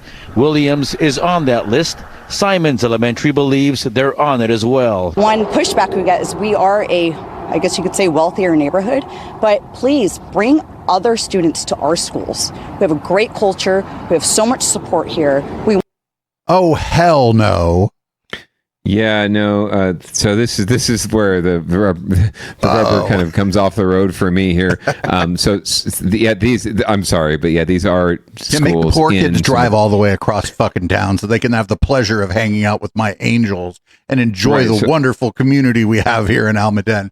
Yes, your kids have to cross the dangerous expressway to come to my school, because God forbid my fucking kids have to cross the dangerous expressway to go to your school. Right? Yeah, no, it's funny, and there are plenty of schools in this district. I am incredibly biased and knowledgeable because I used to work for this school district, but there are plenty of schools that are in lower income neighborhoods and are facing closure, right? And whose parents can't afford to get them across that expressway, can't afford necessarily to take the time out of their lives to make sure their kid gets to their new school, right? And they're not here protesting because they're too fucking busy working their 3 jobs, to get to support their kids and give their kids food, right? And they're not organized. And this whole the smallest violin is playing for people like, oh, I just heard about this last fucking week. No, you didn't. I'm sorry. Like, yes, this is something that the district should have been looking at for many years, but this has been a process. There's been a committee. You've been informed adequately about this. It's been going on for more than a year. They've been having meetings once a month or twice a month about this. We've covered it already. So don't give me this bullshit of like, oh, I just heard about the meeting that I'm attending, right? At the very least, you heard about it, right? Where are the parents from the schools that are more than likely going to close? Our community is very civically engaged, and none of us knew about this till yesterday. None of us knew about it, and it's just dangerous to have our kids have to cross that expressway. It's 50 miles an hour there. Lady, look like you got some free time on your hands. You volunteered to fucking be the fucking crosswalk person. What the fuck? Right? You can probably these are the parents who can probably drive their kids to school in the morning, right? And have the time to do that. Whereas other families are going to have to make serious changes to their daily lives and their work lives and their livability in order to make this this transition once their school closes. By the way, they bust in a bunch of poor kids to this lady's school. She ain't actually gonna like it. Yeah, no, not at all. Like, oh God, I don't want the brown kids to come to my school. Damien, his name is Damien, and he's a devil, and he's hitting on my daughter. They're in 3rd grade. Nobody's hitting on anyone. It's fine. When I ran for school board in this district, right, I actually heard from people who said, who had means and could send their kids to private schools, right? And they would complain about the local public high school and say, oh, I don't want to send my kids there. It's not diverse enough because it's 70% Latino, right? Right? It's like, oh, not diverse enough. Okay, that's for you, right? Anyway, I want to hear this lady again. The lady. Yeah, sorry. Let's hear more. Let's hear more. I'm sorry. I forgot we weren't done with the clip yet. Let's go. Williams is on that list. Simons Elementary believes they're on it as well. One pushback we get is we are I guess you could say, wealthier neighborhood, but please bring other students to our schools. We have a great culture. We have so much support here. We want them. Can we bus them to us? Reed Elementary parents are also worried. Closing schools should not be our first priority. We need to improve them. Once they combine schools, they're saying they'll likely rent out those empty buildings to charter programs, which are then going to have new enrollment issues. The school district could not find someone to sit down for an interview with us. Instead, they referred us to the press release, which says in part that the committee will meet publicly several times over the next few weeks to discuss the options and may discard options, modify options, and or consider new options before developing its recommendation to the Board of Education. The board will then make a final decision on March 12th. Save our schools! And the parents here say they have almost a month to convince the board and the committee to get their schools off that list. We are live in San Jose. I'm Damian Trujillo, NBC Bay Area News. Okay. Man, if I had nothing to do, I would just fucking go over there with a sign that says, close some other fucking asshole school. Close little Jennifer's school and leave my little Billy's school open. Yeah, it's just and there's no solution. I mean, why don't you close all the schools in the poor neighborhoods? Right. There are those schools are on the list, right? No, There's but it's just that their parents can't get up and she's like, you know what? The poor people, they shouldn't even have a school. They should come to our school. Our school is so nice. She would freak out when she saw like somebody's like fucking like 1982 Honda Civic that's like kind of dented up and fucking like fucking spitting a little blue smoke out of the fucking tailpipe. She would be hell mad. Yeah, I know. So everyone's full of shit, and that's why there's no winners here. It sucks that this is happening. The district has to do it. They should have done it a long time ago. So they're dealing with the pain now, and it's just so fucking hilarious and so typical. Like they could not provide someone to speak to us. Like, go on the fucking camera for God's sake. Like, do yourself a service and get on camera and talk about it and be honest about it with people instead of hiding behind bullshit statements and communications professionals like my ass. Like, get out there and own it and talk to people. Like you're not gonna go out there and talk everyone. to the protesters. Yeah, you're not going to please them. You're not going to solve everything, but at the very least, you're not going to give them the soapbox. You're not going to absent what I've learned from anything in communications and marketing is that absent the narrative, absent a story, absent explanation, people will buy whatever you sell them, right? So if you're not out there making your case and talking to people directly about what's going on, they're just going to they're going to go on Nextdoor and make up whatever story they think makes the most sense to them, right? And it's usually the lowest common denominator kind of story. So it absolutely behooves you to get out there in front of it and just talk about it. And what's the worst thing that could fucking happen? Like, you're the superintendent, no one's recalling you, right? They'll recall the board members. And the board is the only one with the responsibility to hire and fire you. So get out there and talk about it and be honest about it and just try to engage with people as opposed to just hiding behind statements. It's the most pissant, weak ass shit. And it happens all the time. It's really disgusting. Just own it and rip the fucking Band-Aid off. And you're not gonna please everyone, and stop trying to. And in this case, right, we were talking before about how we wish that the district would be like, the districts might be more open about potentially closing schools. And it seems like that this discourse has been going on for over a year, that this has been known for over a year. So this is the exact, that like no good deed goes unpunished, right? Like the district here, it seems like they're trying to put out as much information as they can about what's going on, like early. I mean, a year and a half, sure, maybe they knew before. But it's a long time, because usually these things are like all of a sudden, oh shit, budget crisis. It seems like they like fucking were looking forward at least like a year and a half, and people are just still mad about it. I don't know. What if there's just not enough money? Then what? What do you do? And they're trying to do as much as they can to help they're actually trying to do as much as they can to help the kids, right? At the end of the day, kids in these schools are not, they're not going to have no schooling, right? Free public education means just that. Like, they're entitled to a free public education. So the kids are going to get schooled.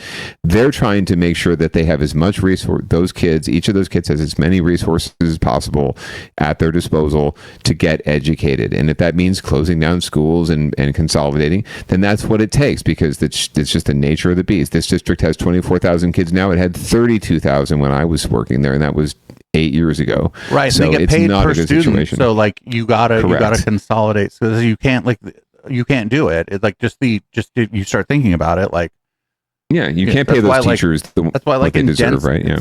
Almost the same reason why like dense areas have apartment complexes and not a lot of single family homes. It's like you just don't have. You have to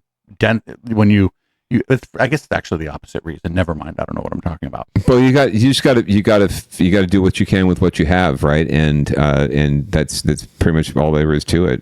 So if this was Palo Alto, maybe it wouldn't be a different story, but it's and San Jose Unified it has an issue of being it has affluent portions of the district, it has less affluent portions of the district, and unfortunately the folks that are living in the more affluent areas tend to have more agency and more voice because they have the time and the resources. The time is literally money. Yeah, and the folks in the downtown and the lower income areas of the district are not going to be there to represent and stand up at those school board meetings and wave the signs and have the flags and the pre-made T-shirts, right, and show up like that. And so they'll probably get stepped on and just ignored, and they're the ones that are going to get hurt eventually. So, it's not, again, winners and losers, and there's no winners. Oh, this next story is so downballot-y. It is. I had to include it. So let's just let it roll, and we'll talk about it on the other side. A judge is ordering the arrest of a man who authorities say put up a fence to block a popular path at Daly City's Thornton State Beach. The ABC 7 Eyewitness News I-team has learned that Luke Brugnara did not show up for his court hearing today. Federal prosecutors have asked a judge to revoke his bond. Brugnara is a convicted art swindler who does not own the property. Last month, Daly City Police arrested him for allegedly threatening to shoot trespassers near the fence. What the fuck? He's like an art swindler. Like, what is? Does he have fucking one of those mustaches?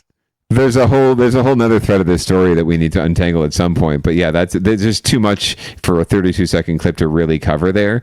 But we have to keep following it for some reason. At first I we're thought going to this keep was an eye about on the art swindler. You better bet. Like, we haven't had an art swindler yet. So if you see him in your community, ladies and gentlemen, he is there is a warrant out for his arrest. Hide your paintings. So hide your paintings, hide your wives, hide your art, and definitely hide your beaches. At first, I thought this was about the billionaire, like Vin Pelster, who had the private beach, right, and was going to shoot people that were trying to get on what he said was his private beach. But no, this is like a public beach, and some scam artist or or whatever is trying to like make it his own or make it their own or who knows.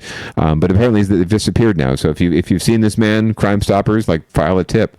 Let them know, and let's get this guy in court so that Downballot can have more fodder to plug into our docket on a regular basis. I'm excited about it. But yeah, loser. All right, let's move on to get your shit together. This is this is so weird because we used to be like, hey, there's no song called "Fuck the Fire Department," but the San Jose Fire Department is trying to make it happen. Yes, they're begging for a song at some point between driving the stripper around, dropping him off at the Pink Poodle to racist and homophobic text, and we're going to find out more right here.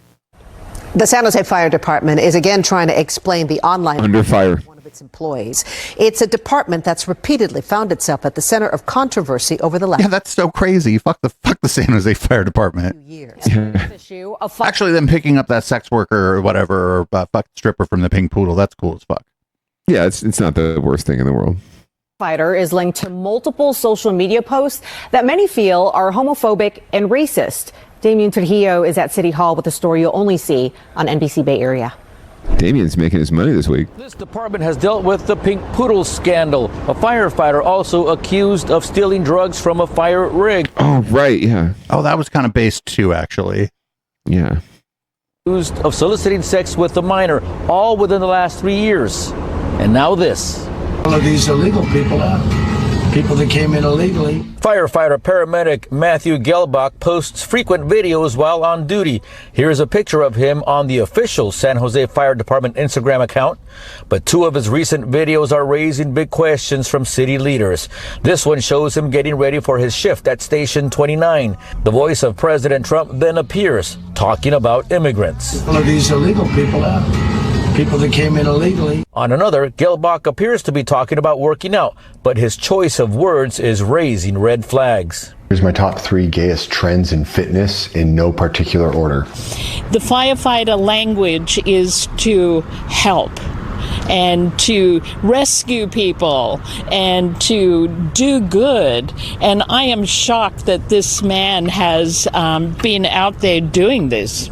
The CEO of the Billy DeFrank LGBTQ Plus Center is now joining the firefighters union in condemning the posts. I want to start off by apologizing. This isn't a reflection of the 600. I mean, they could have got somebody that looked less like a fucking, like, just everything about him looks like he's fucking. This guy looks like a firefighters. He looks like a firefighters union president, right? No, all of this, but this like more like just the aesthetics here are those of fascism.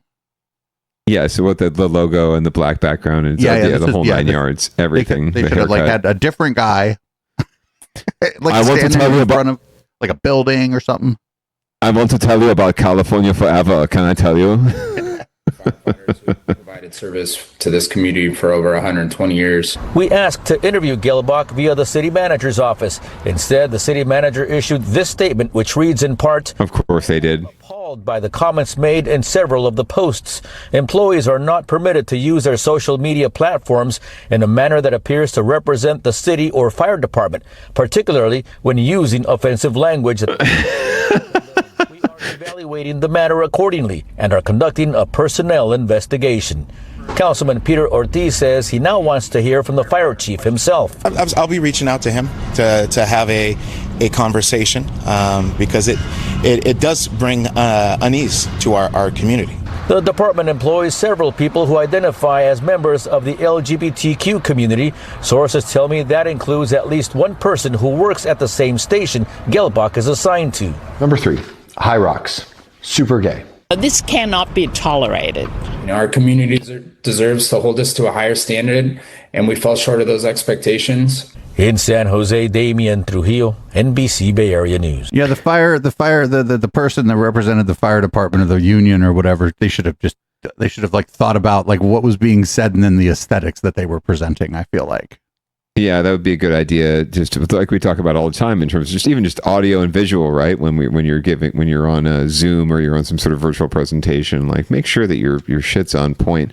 But yeah, I find it again hilarious that the city is going to just issue a statement and say, oh well, the employees aren't supposed to be using their social media accounts to misrepresent the fire department or public agencies, especially when they're saying a bunch of crazy bullshit, right? Like it's like, no, you should have a policy that they're not supposed to be doing that, period. Doesn't matter what they're saying, frankly. But in this case, we got to make a stand. So maybe there's cases of employees using their social media accounts for a whole bunch of other shit. They're just not saying racist, homophobic shit on their accounts. But I also call into question, there are several people in the fire department who identify as members of the LGBTQ plus community. I mean, I call bullshit on that. I'm just sheer percentages alone, right?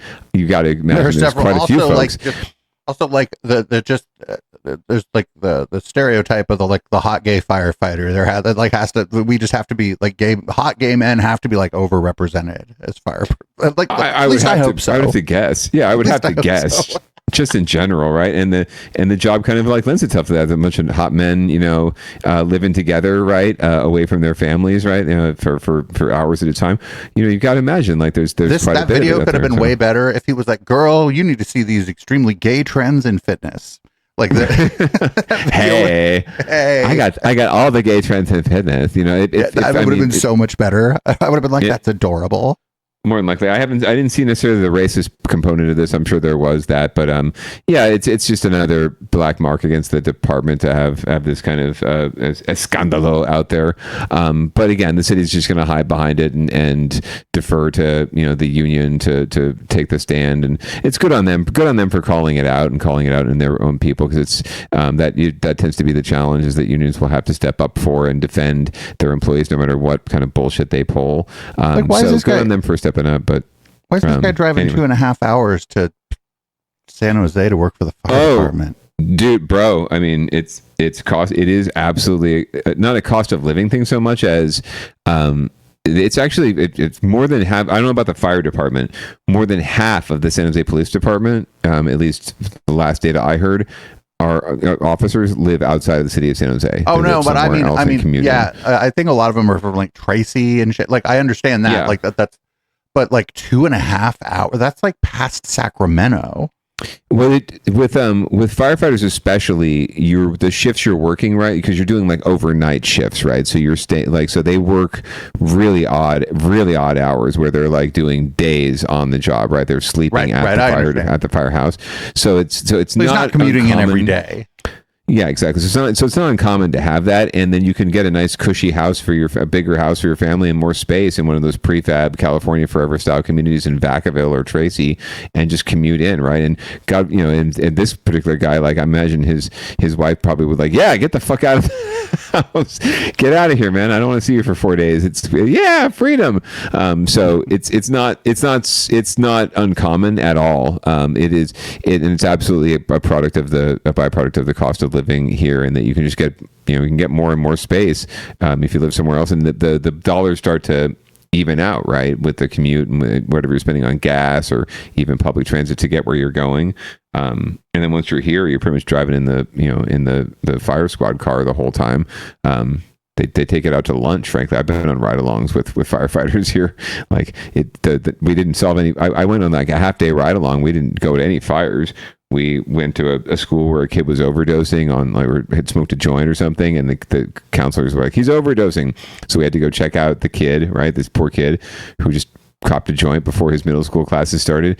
And then we went to some place where there was someone allegedly having a heart attack, but they weren't. And then we went to lunch, right? But we were in the fire truck the whole time, right? The big old fire truck. So you also don't have to drive around very much. You get pretty much free reign. So it's not surprising that they come from that far out of town. But at the same time, that's a problem, right? If there's an emergency, especially, like, you want to make sure that folks are on call, but also the commitment to community is not necessarily there. Just like with like a bunch of people renting and tech bros moving in and out of cities, no wonder that they don't get engaged in local elections or voting, right? Because what do they give a fuck if the city goes to hell, right? They're going to be gone or not. They're not living there. They're not going to pay the consequences. So why should they vote? Why should they care about what goes on in their city? So it's similar to that. Yeah, just another black mark for the department, unfortunately, at a time when public safety is being agencies are being called into question across the board. So not going to help them in their next wage negotiation. I can tell you that much. We got another thing, and I have no idea who DJ Downballot. I have no idea who the fuck that is. Well, I thought you would know because I have no fucking clue, and I figured at least you would have some idea. So no, I don't know any popular DJs. There you go. Right. Well, apparently he's super popular, but so the city of San Jose was trying to cash in on the Super Bowl, and the audience is coming into town for the football game that also featured a Bad Bunny concert. So they threw their own house party outside, or street parties outside of City Hall, and one of them featured a DJ who producer David and I have never heard of, and apparently drew a big crowd. And we're going to learn about it from Jessica Aguirre on Another Thing. There's still a lot more partying to do before the big game, and they're doing it in the South Bay. Hours-long DJ party in downtown San Jose happening right now. NBC Bay Area's Scott Budman is there. No, that's the guy I would send. Downballot? I think Scott Budman. Yeah, Jessica, speaking of not... it's very loud here. We are by City Hall. All sorts of DJs that have taken the stage. This has been going on since 2 o'clock this afternoon. It's going to go on for at least a couple hours more. DJ Downballot set to take the wheels. This is all part of San Jose. Oh shit, he's old school. He knows about the wheels of steel. Ahead of the Super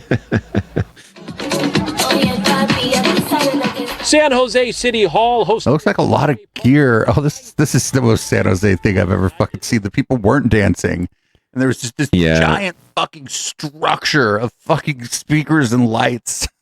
Yeah, there was a Kehlani. I don't know if you know who she is. I had no idea. There's some sort of R&B star from the East Bay. No, I know. I know who that is.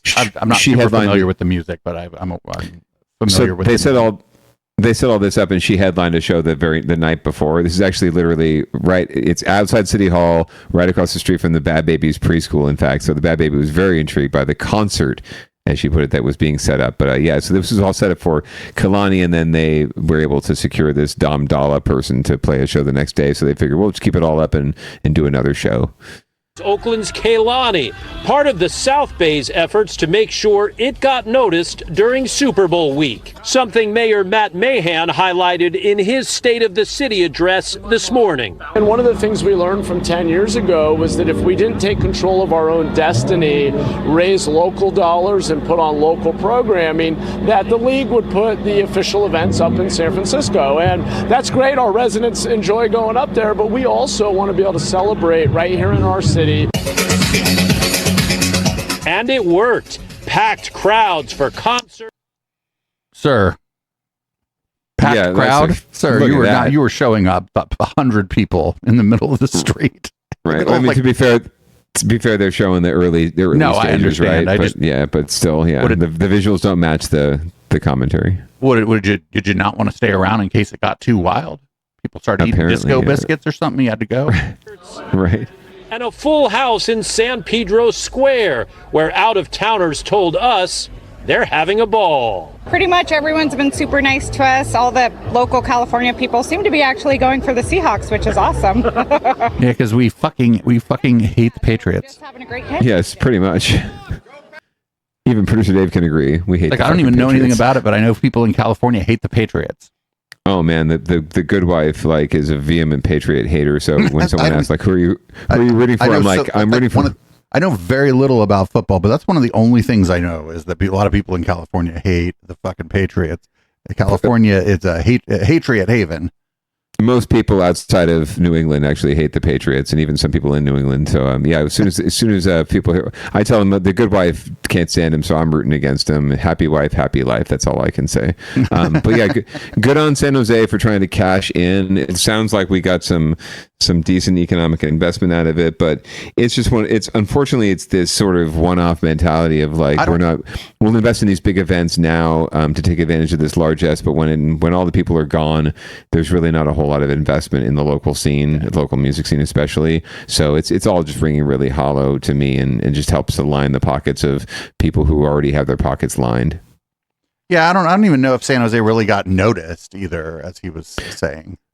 No, yeah, the Super Bowl did nothing to improve like world geographic knowledge of the Bay Area, right? Like all the visuals and everything that you saw, even during the game, like I was able to watch the Bad Bunny concert with the football game tacked around it, and all the visuals were like in the Golden Gate Bridge and Coit Tower and Salesforce Tower, and nothing about like, oh, and we're here in Santa Clara. Like anyone fucking knows where Santa Clara is. San Francisco got the deal out of this, right? Because they got all the fucking they got all the shine, and they don't even have to fucking deal with well, at least not at the stadium, right? They don't have to deal with any of the shit at the stadium. Yeah, they had all the promo, the Pro Bowl, and the celebrity, events, and the glow stick wars, and all this shit at Moscone Center. They got to get all these benefits. People staying there because they made a week out of it. Right, I'm going to go stay in San Francisco, and then figure out how to get. And then they realize, oh shit, I got to get down to where's Santa Clara to see this fucking game, right? So yeah, San Francisco makes out like bandits. Don't have to deal with the bullshit. San Jose ended up having some shootings over the weekend. Not that it was caused by the Super Bowl, but not going to see a whole lot out of it. And at the end of the day, folks aren't coming to San Jose. They're coming to San Francisco or the Bay Area, and no one still to this day, no one knows where the fuck San Jose is. No matter if you're Dionne Warwick or you're someone else. So, it's just exactly what you might predict. And next year, when there's nothing, there's no World Cup, there's no Super Bowl, what are we going to see as far as investment in the local scene? Probably not a whole lot. There's will be a lot of kick-ass bands that aren't getting publicity, and a lot more music venues closing up like Art Boutique, and just no opportunity for the local scene to thrive. And we'll just bring in DJ Downballot again to save the day. Well, you want to read the show out? Yeah, we are a little over time. We're way over time. But it's so much fun being on here with you. And listener, if you stuck it out, thank you. Viewer, if you stuck it out, thank you.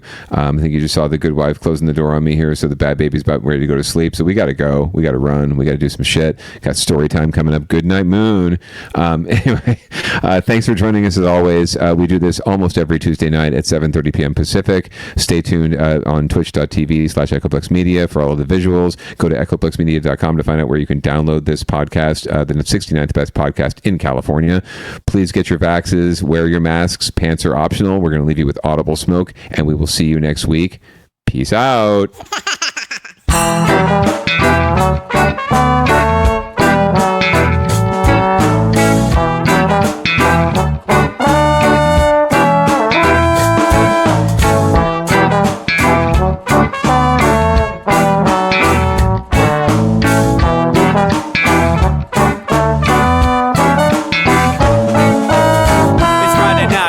Time to get the party started. Pick up my phone just to check and see who's calling. Dress up real nice for the ladies at the bar, and I'm driving in my car just to get to where they are.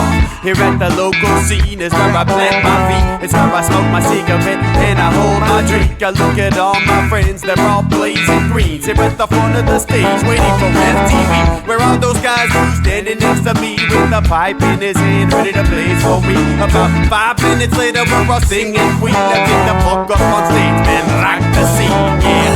We do what we want, and what we want is to jam. So sit back and enjoy the band.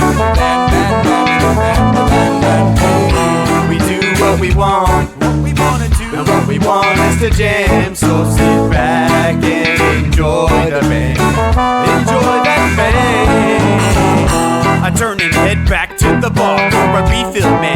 cause you know where we are. We're headed out to the car to smoke another one and another one. Now just when the magic starts kicking in, I hear relapse playing, you know it's time to head in.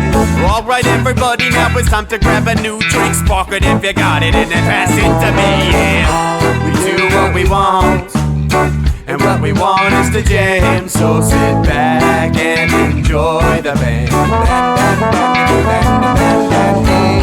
We do what we want to do, and what we want is to jam. So sit back and enjoy the band.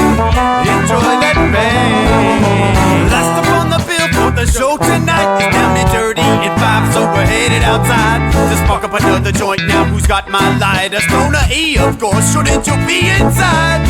I'm all up in this bitch, being who I gotta be. I'm fucked up like the U.S. economy. The truth is that I don't think logically. Stoner E take you on a psychedelic odyssey. Now inside motherfuckers is rocking me, and outside shit we smoke a lot of broccoli. Rocky the roller, yo, that sexy girl be jocking me. Ain't too drunk to fuck, but I'll probably do it sloppily. We do what we want to do, and what we want is to jam. So sit back and enjoy the band. Enjoy the band. We do what we want to do, and what we want is to jam. So sit back and enjoy